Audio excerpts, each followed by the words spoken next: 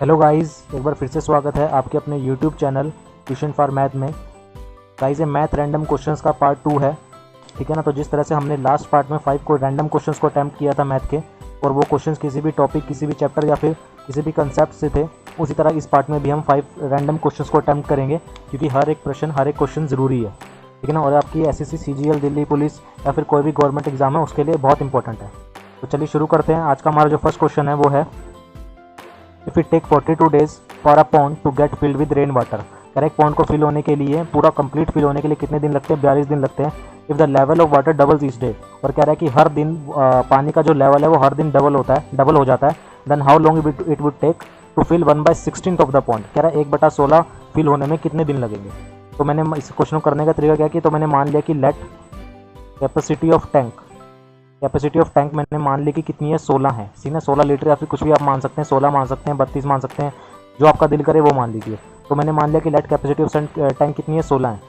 तो यानी कि जब 42वां दिन होगा, यानी कि 22nd, जब 42वां दिन होगा, 42 यानी कि 22nd डे, 42nd डे ये कंप्लीट फिल हो जाएगा, क्योंकि टैंक की कैपेसिटी कितनी है, 16 है ना। तो 42वें दिन कह रहा है कि it will take 40 days to fill the tank with rain water. Complete fill होने में कितने दिन लगते हैं? 42 दिन लगते हैं। तो 42 दिन में कंप्लीट फिल हो जाएगा, क्योंकि कैपेसिटी कितनी है इसकी, टैंक की 16 है। तो 42 दिन 16 फिल हो जाएगा। 41वें दिन, ठीक है ना, 41वें दिन इसका आधा हो, क्योंकि आधा क्यों होगा, क्योंकि जो पानी का लेवल है वो हर दिन डबल हो जाता है।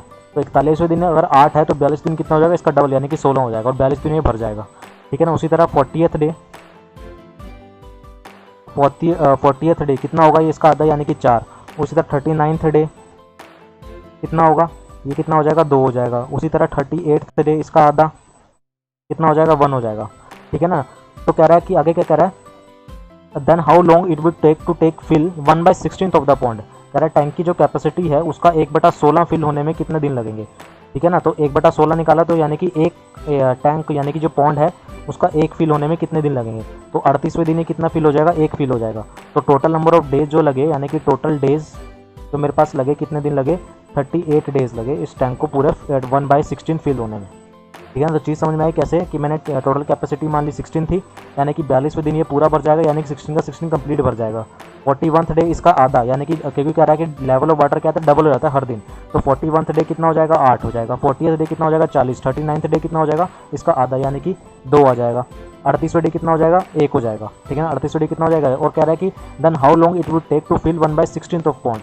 कह रहा है कि जो कैपेसिटी है, यानी कि 16, उसका 1/16 फिल होने में, तो 16 का 1/16 कितना होता है, 1 होता है। तो कह रहा है कि एक फिल होने में कितना दिन लगेगा। तो एक फिल यहाँ पर 38वें दिन कितना हो जाएगा, एक फिल हो जाएगा। तो टोटल नंबर ऑफ डेज कितने हो गए, 38 हो गए। ठीक है ना। यानी कि 38 डेज में क्या हो जाएगा, ये कंप्लीट फिल हो जाएगा। 38वें दिन मतलब कि एक फिल हो जाएगा। तो 38 डेज का आंसर आ जाएगा। अब नेक्स्ट क्वेश्चन पे आते हैं। नेक्स्ट क्वेश्चन देखते हैं। कह रहा है कि in which ratio should coffee costing 2800 rupees per kg be mixed with coffee costing rupees 1750 rupees per kg, तो that the cost of mixture कितना होना चाहिए, 2150 हो जाए।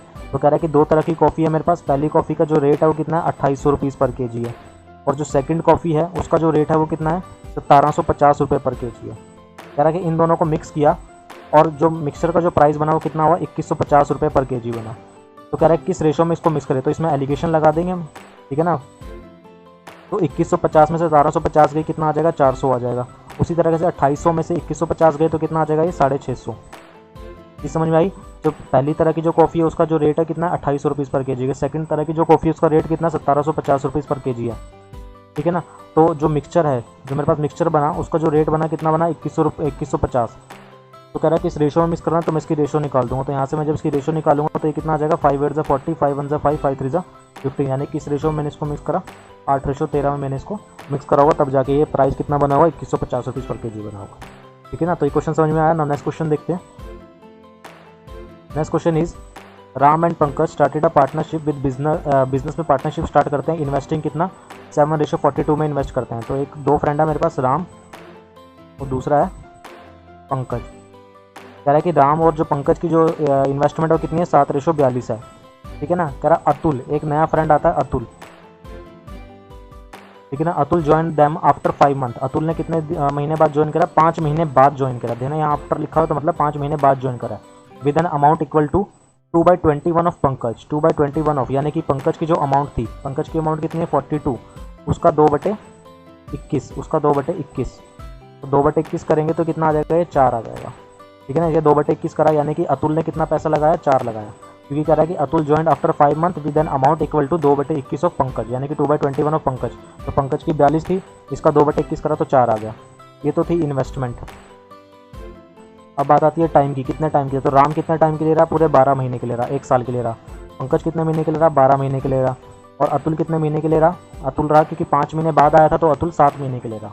तो यहाँ से जब अब इसकी रेशो निकालेंगे काट के, तो और ध्यान रखना कि जो प्रॉफिट होता है वो होता है इन्वेस्टमेंट इनटू माई टाइम। ठीक है ना, तो प्रॉफिट यहाँ से जब निकालेंगे, प्रॉफिट क्या होगा, इन्वेस्टमेंट इनटू टाइम, यानी कि 7 गुना 12, इन्वेस्टमेंट इनटू माई टाइम यानी कि 42 गुना 12, इन्वेस्टमेंट इनटू माई टाइम यानी कि 4 गुना 7। तो यहाँ से जब इसकी रेशो निकालेंगे तो रेशो आ जाएगी यहाँ से 3:18:1, ये आ जाएगी यहाँ से इसकी रेशो। ठीक है ना, यानी कि प्रॉफिट की जो रेशो आई वो कितनी आई, प्रॉफिट की जो यहाँ से रेशो आई है कितनी आई है, 3:18:1। अभी मैं इसको साइड में से थोड़ा सा रब कर देता हूँ। ठीक है, तो यहाँ से प्रॉफिट की रेशो आ गई, प्रॉफिट की रेशो कितनी आई है, 3:18:1। अब क्या कह रहा है, वट वाज देयर प्रॉफिट, उनका प्रॉफिट कितना है, टोटल प्रॉफिट बताना है at the end of the year, यानी कि साल के अंत में टोटल कितना प्रॉफिट हुआ। इफ़ अतुल गॉट ₹5060, यानी कि अतुल को कितने रुपए मिलते हैं, 5060 रुपये मिलते हैं एज इज शेयर। ठीक है ना, तो अतुल को एक्चुअल में कितने रुपए मिलते हैं, एक्चुअल का रेशो में कितना मिलता है, 1 मिलता है। तो अतुल को रेशो में कितना मिलता है, 1। तो 1 की वैल्यू कितनी है, 5060, क्योंकि अतुल का जो प्रॉफिट है वो कितना है, 1 है। तो 1 की वैल्यू कितनी, 5060 हुई। टोटल यहाँ से टोटल जब मैं सबका टोटल करूँगा तो टोटल करके आएगा 22। तो 22 की जो वैल्यू होगी वो कितनी होगी, 5060 गुना 22। तो इसको जब करेंगे तो ये आ जाएगा 1,11,320 रुपये आ जाएगा। ठीक है ना, तो ये इस तरह से इसको क्वेश्चन को सॉल्व करना है। तो इन्वेस्टमेंट थी, इन्वेस्टमेंट मैंने लिखी, टाइम लिखा, टाइम मैंने लिख लिया, कौन कितने टाइम के लिए रहा। प्रॉफिट क्या होता है, इन्वेस्टमेंट इनटू में टाइम, यानी कि 7 गुना 12, 42 गुना 12, 4 गुना 7। तो अतुल की जो इन्वेस्टमेंट थी वो कितनी है, 1। अतुल की इन्वेस्टमेंट कितनी है, 1 है। तो 1 की वैल्यू कितनी है, 5060। तो टोटल कितना है, 22। तो 22 की वैल्यू कितनी हो जाएगी, 5060 गुना 22। तो यहाँ से आ जाएगा 1,11,320 रुपये आ जाएगा। नाउ नेक्स्ट क्वेश्चन पे आते हैं। नेक्स्ट क्वेश्चन देखते हैं क्या है। A fraction is greater than twice its reciprocal. कोई फ्रैक्शन है मेरे पास, वो अपने रेसिप्रोकल के 2 गुने से कितना ज़्यादा है, 7/15 ज़्यादा है। बट वाज द फ्रैक्शन, तो फ्रैक्शन क्या होगा। तो मैंने माना कि जो फ्रैक्शन है वो क्या है, x/1 है। मैंने लेट कर लिया कि आप लेट कुछ भी कर सकते हैं, वो आपकी मर्जी है। तो मैंने लेट माना, लेट कर लिया कि मेरे पास जो फ्रैक्शन है वो क्या x/1 है। इसका जो रेसिप्रोकल होगा वो कितना होगा मेरे पास, 1/x हो जाएगा। रेसिप्रोकल कितना हो जाएगा, 1/x। तो कह रहा है कि जो फ्रैक्शन है यानी कि x/1 है वो अपने रेसिप्रोकल के 2 गुने से, तो अपने रेसिप्रोकल कितना 1/x है, उसका 2 गुना कितना हो जाएगा, 2/x हो जाएगा। कितना ज़्यादा है, 7/15 ज़्यादा है, क्योंकि इसका 2 गुना करेंगे तो कितना आ जाएगा, 2/x हो जाएगा। तो यहाँ से जब मैं एलसीएम लूँगा तो ये आ जाएगा x, और ये आ जाएगा x² - में 2 = 7/15। तो इस इक्वेशन में यहाँ से आपके पास एक क्वाड्रेटिक इक्वेशन बनेगी। तो क्वाड्रेटिक इक्वेशन क्या बनेगी, x² - 7x - 30 = 0। ये आपके पास क्वाड्रेटिक इक्वेशन बनेगी। सो क्रॉस मल्टीप्लाई करके जब सॉल्व करेंगे तो ये क्वाड्रेटिक इक्वेशन बनेगी। तो क्वाड्रेटिक इक्वेशन के जब सॉल्व करें, यहाँ पर 15 आएगा, 15x²।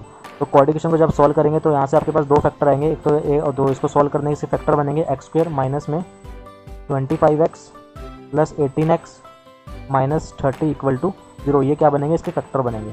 तो x की यहाँ से इसको जब आप सॉल्व करेंगे तो यहाँ से x की 2 वैल्यू निकल के आएंगी। एक आपके पास आएगी क्या, -6/5 -6/5 आएगी, और दूसरी आएगी आपके पास 5/3। तो x की 2 वैल्यू आएंगी, एक तो -6/5 आएगी और दूसरी आएगी 5/3। तो जो नेगेटिव है उसको नेगलेक्ट कर देना, तो आपका आंसर कितना हो जाएगा, 5/3 हो जाएगा। तो x की वैल्यू कितनी आ जाएगी, 5/3। यानी कि आपके पास जो फ्रैक्शन है वो क्या है, 5/3। इसका क्या हो जाएगा, करेक्ट आंसर हो जाएगा। ठीक है, तो अगर इसके ऑप्शंस होते तो और ज़्यादा इजी हो जाता है ये क्वेश्चन, लेकिन ऑप्शन नहीं है तो हमने इसको बेसिक तरीके से करा। तो अगर आगे कभी इस तरह क्वेश्चन आता है तो हम ऑप्शंस भी लेके आएंगे, तो ऑप्शन से क्वेश्चन को सॉल्व करेंगे। ठीक है ना, तो ध्यान रखना कि कोई फ्रैक्शन था x, उसका रेसिप्रोकल कितना 1/x। तो कह रहा है कि जो फ्रैक्शन है वो अपने रेसिप्रोकल के 2 गुने से 7/15 ज़्यादा है। तो यहाँ से हमने सॉल्व करा तो x की वैल्यू 2 आ जाएगी, एक नेगेटिव आएगी, एक पॉजिटिव आएगी। तो नेगेटिव वाली को नेगलेक्ट करना है, तो आपका आंसर कितना हो जाएगा, 5/3 आपका आंसर हो जाएगा। नाउ नेक्स्ट क्वेश्चन पे आते हैं। नेक्स्ट क्वेश्चन क्या कह रहा है, a man invested a sum of money at compound interest. कह रहा है कि एक मैन ने अपने सम ऑफ मनी यानी कि अपनी मनी इन्वेस्ट करी है at compound interest at an amount of rupees. ठीक है ना, इट अमाउंटेड टू रुपीज़ कितना, 2,420 हो जाती है 2 साल में, और 2,662 हो जाती है कितने साल में, 3 साल में। ठीक है ना, तो यहाँ से मेरे को देखना है कि 2 साल में इसको करने, क्वेश्चन को करने के 2 तरीके हैं। तो मैं आपको एक तरीका बता रहा हूँ क्या, जब भी यहाँ पर इस तरह से क्वेश्चन आ जाए कि ईयर्स में, यानी कि यहाँ पर 2 साल है फिर 3 साल है, तो ईयर्स में अगर डिफरेंस कितना है, 1 साल को, इन दोनों ईयर्स में डिफरेंस कितना हो, 1 साल को, तब ये तरीका लगेगा। ठीक है ना। तो 2420 हो जाती है कितने, 2 साल में, 2 साल में कितनी होती है, 2420 हो जाती है। और 3 साल में यानी कि 3 ईयर में कितनी हो जाती है, 2662। तो 2 साल में कितनी हो रही है, 2420, 3 साल में कितनी हो रही है, 2662 हो रही है। तो रेट ऑफ इंटरेस्ट कितना लगा होगा, कितना इंटरेस्ट लगा होगा यहाँ से, तो मैंने क्या करना है, 2062 में से 2662 में से 2420 लेस कर देना, तो ये आपके पास आ जाएगा 242 आ जाएगा। यानी कि 2420 से 2662 होने में कितना इंटरेस्ट लगा, 242 इंटरेस्ट लगा। तो मैंने निकाली जो 242 इंटरेस्ट लगा है ना मेरे पास, एक सेकेंड,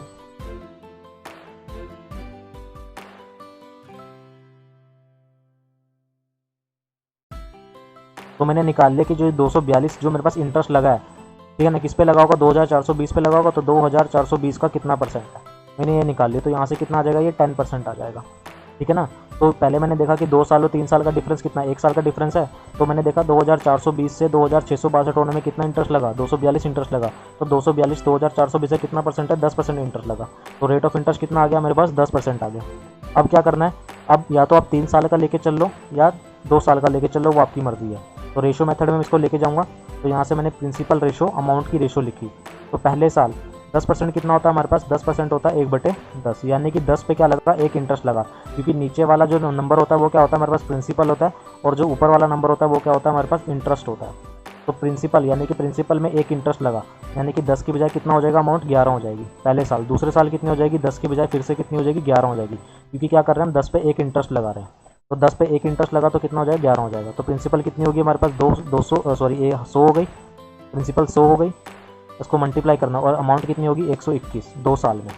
तो अच्छा आप 3 साल का लेके चलते, तो अगर आप 3 साल का लेके चलोगे तो आपको फिर से एक बार क्या लिखना पड़ेगा, 10 की बजाय 11, 3 बार लिखना पड़ेगा। तो मैं 2 साल का लेके चल रहा हूँ, तो 10 की बजाय 11, 10 की बजाय 11, तो 100 की बजाय कितना हो जाएगा, अमाउंट कितनी होगी, 100 से अमाउंट कितनी होगी, 121 होगी। तो एक्चुअल में अमाउंट कितनी हुई है 2 साल में, एक्चुअल में अमाउंट कितनी हुई है 2 साल में, 2420 हुई है। ठीक है ना। तो 121 की वैल्यू कितनी है, 2420, एक की वैल्यू कितनी हो जाएगी, 2420 बटे 121। ठीक है। तो यहाँ और किसकी निकालनी है, मेरे को प्रिंसिपल निकालना है, तो मैं 100 की वैल्यू निकाल लूँगा। तो 2420 बटे 121 गुना 100 कर दूंगा। तो इसको जो करेंगे तो यहाँ से 2 पे एग्जैक्ट जब 20 पे चला जाएगा तो आपका आंसर कितना आ जाएगा, 2000 आपका आंसर आ जाएगा। ठीक है ना। तो इस क्वेश्चन का आंसर कितना है, 2000, यानी कि आपकी क्या प्रिंसिपल है। तो इस तरह से आपको फिर से बता देता हूँ इस क्वेश्चन को कि जब ईयर्स में डिफरेंस 1 साल का हो, ठीक है, जब ईयर्स में डिफरेंस 1 साल को, तो क्या करना है, 2 साल में कितनी हुई, 2420 हुई, 3 साल में कितनी हुई, 2662 हुई। तो कितना इंटरेस्ट लगा, 242 रुपये इंटरेस्ट लगा। तो 242 मैंने देखा, 242 2420 से कितना परसेंट है, 10% है। तो 10% कितना होता है, 1/10। तो चाहे आप 3 साल का लेके चलो, चाहे 2 साल का लेके चलो, वो आपकी मर्जी। तो मैं 2 साल का लेके चल रहा हूँ। तो प्रिंसिपल और अमाउंट की मैंने रेशो लिखी, यानी कि 10 पे एक इंटरेस्ट लगा, तो अमाउंट कितना हो गया, 11। तो ये पहले साल फिर 10 की बजाय 11, दूसरे साल भी क्या, 10 की बजाय 11। तो टोटल प्रिंसिपल कितनी होगी, 100, और अमाउंट कितनी होगी, 121। ठीक है ना। तो 2 साल में अमाउंट कितनी होगी, 121। यहाँ 2 साल में अमाउंट कितनी हुई एक्चुअल में, 2420 हुई। तो 121 की वैल्यू कितनी होगी, 420, एक की कितनी हो जाएगी, 2420 डिवाइड बाई 121। तो मैं क्या करूँगा, इस 100 की वैल्यू निकालूंगा। तो 100 की वैल्यू कितनी आ जाएगी, 2420 डिवाइड बाई 121 गुना 100, तो ये आ जाएगा 2000, आपका करेक्ट आंसर आ जाएगा। तो आपके ये 5 क्वेश्चन थे, रैंडम क्वेश्चन थे, और होप आपको ये सारे क्वेश्चन समझ आए होंगे। और आपके लिए जो क्वेश्चन ऑफ द डे है वो है, if a sum of money becomes 4000 in 2 year and 5500 in 4 year 6 month at the same rate of interest, find the rate of interest. मेरे को क्या बताना है, सिंपल इंटरेस्ट बताना है। तो आप इस क्वेश्चन को सॉल्व करके आपका इसका अपना आंसर कमेंट कर सकते हैं। ठीक है ना। नहीं तो इस क्वेश्चन का जो मैं सोल्यूशन आपको नेक्स्ट वीडियो में दूंगा। ठीक है ना। नेक्स्ट वीडियो में इसका आपको सोल्यूशन मिलेगा। तब तक के लिए बने रहिए हमारे साथ। और अगर आपको कोई मैथ में कोई भी डाउट आता है तो आप हमारे साथ फेसबुक पर जुड़ सकते हैं। ये हमारा फेसबुक ग्रुप है। तो जब आप सर्च करेंगे ट्यूशन फॉर मैथ तो कुछ इस तरह का इंटरफेस आपके पास सामने आएगा। तो इस ग्रुप में आप ज्वाइन बटन पर क्लिक करके हमारे साथ इस ग्रुप में जुड़ सकते हैं और अपने मैथ डाउट्स को क्लियर कर सकते हैं। और अगर आप हमारे साथ व्हाट्सएप पर जुड़ना चाहते हैं तो हमारा ये व्हाट्सएप ग्रुप है। तो इन दोनों ग्रुप्स का लिंक मैं आपको डिस्क्रिप्शन में दे दूंगा। उस लिंक पर क्लिक करके आप ग्रुप में ज्वाइन हो सकते हैं और अपने मैथ्स डाउट को क्लियर कर सकते हैं। तो आज के लिए हम इतना ही रखते हैं। नेक्स्ट वीडियो में फिर से 5 रैंडम क्वेश्चंस को अटेम्प्ट करेंगे और जो हमारा ये क्वेश्चन था इसका सोल्यूशन देंगे। तो आज के लिए हम इतना रखते हैं। तो और अगर आपको वीडियो पसंद आई हो तो प्लीज़ वो ज़्यादा से ज़्यादा शेयर कीजिएगा, लाइक कीजिएगा और सब्सक्राइब कीजिएगा हमारे चैनल को tuition for math. Thank you very much.